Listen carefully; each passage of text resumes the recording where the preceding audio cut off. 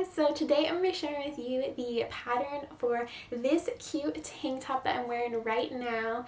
Now, I know I have it in 4th of July colors and I am posting this before 4th of July, but time actually got away from me super bad this month.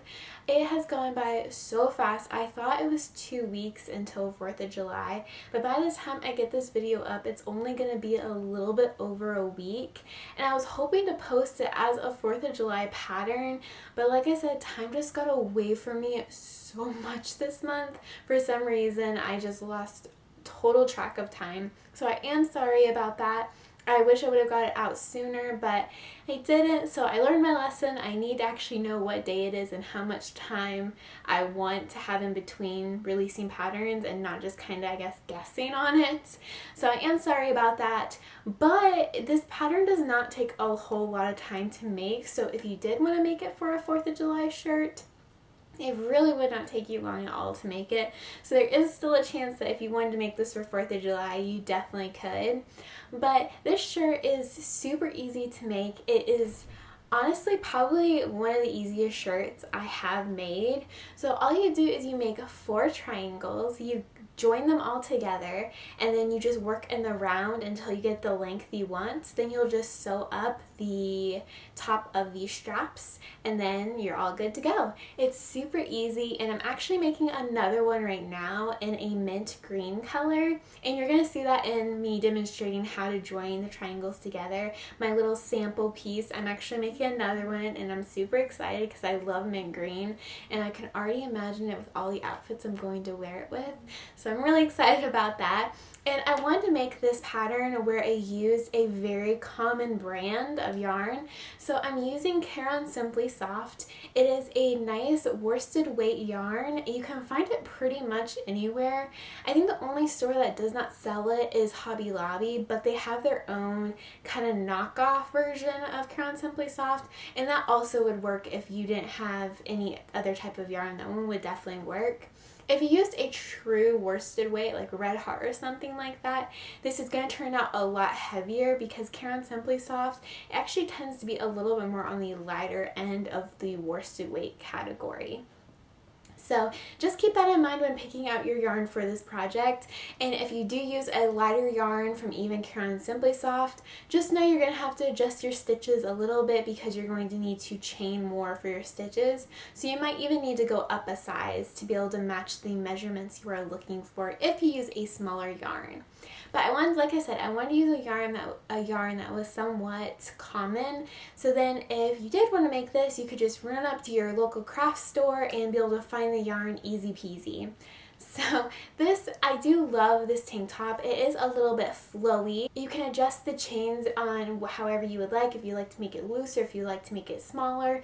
And the nice thing too is once you join the triangles together, you can try it on because you can always sew the straps up very early. That's what I did on this one. I sewed the straps up and then I would just try it on to see if I was liking how it was fitting, and of course trying to see how long I wanted to make it. So I definitely like how it turned out. It was super easy to make, and I think this is an amazing project for beginners if you want to try your hand at garment making. This is definitely an easy one if you're not a huge fan of maybe doing a granny square type pattern, because this is no granny squares at all with this pattern. So if you want to do a beginner type one, you definitely could do this, and I think you'd have a lot of fun with it. And of course, you don't have to make it multicolored like mine. Of course, mine's very patriotic because I did make it for 4th of July. But as I said, I'm trying to make a solid color one in a mint green color, so you can make it all one color. Or you can make multiple colors and do a ton of striping. It would look cute in so many different ways. So today I'm going to be showing you how to join the triangles to form and start making the body. I think this is probably the most complicated part out of the whole pattern. It was a little bit difficult to write it out because I was trying to make it as clear as possible without not being too wordy, making it confusing. So it was a little bit difficult to write out. So I wanted to do a video demonstrating how to do it. So if you do read my written instructions and you're kind of like, I get what she's saying, but I'm not 100% sure, you can come watch the demonstration and then see exactly what I'm talking about. So I thought I'd make it a little bit easier doing it that way. So let's get into joining our triangles. Alright, so I just finished up all 4 of my triangles for the top of the tank top. And this is the last one I made. This is triangle B, and I still have it attached because we're just going to literally work across this one again and then attach each of the other triangles. So here is triangle B. So we're going to just kind of lay this out. Here is a triangle A, so we're going to line those out. So this is going to be the front or the back. They do mirror. A triangle A, and this is going to end up going on the back, and then the triangle B will also be going on the back. So I'm just going to set those up here. I'm going to take triangle B, the one I'm not fastened off yet, and I'm going to work across the row, and then I'm going to do 2 double crochets in the last stitch. So I'm going to go ahead and do that. Okay, so I'm all done working that row. So now I'm going to take triangle A and I'm going to turn it so the correct side to work is facing me. So not the V's are not showing. It's going to be like I'm working a normal row across. Okay, then I'm going to double crochet into the first stitch, and this is what's going to join it. You want to work this stitch a little bit tight so then there's not a huge gap between. And then we're going to do another double crochet in that same stitch. And then we're going to double crochet all the way across, and then I'll show you what to do next. Okay, so this is what it looks like with it joined and everything. So this is going to be the front or the back. So now that we've reached the end of this triangle, I'm going to chain 12 because I'm making the small size. So whatever size you choose to make, chain that amount for the underarms. Okay, so now I'm going to take my next triangle, the deep V part, because it's going to create the V neck, so it's a little bit deeper.